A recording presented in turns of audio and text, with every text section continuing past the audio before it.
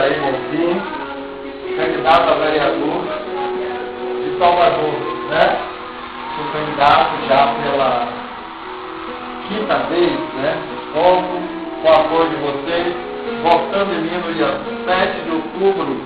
Dia 7 de outubro, vote em Jair Bonfim, 36777.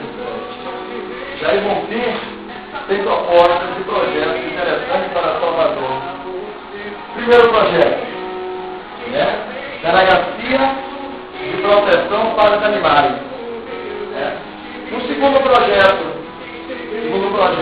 na verdade, é postos de saúde veterinário gratuito. Né? Postos de saúde veterinário gratuito. Terceiro projeto, né?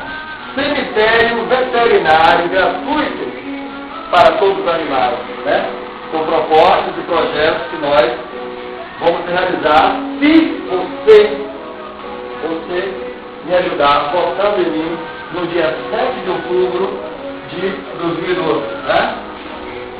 Então eu acredito, eu tenho certeza que vocês irão votar, porque cada um de vocês tem animal.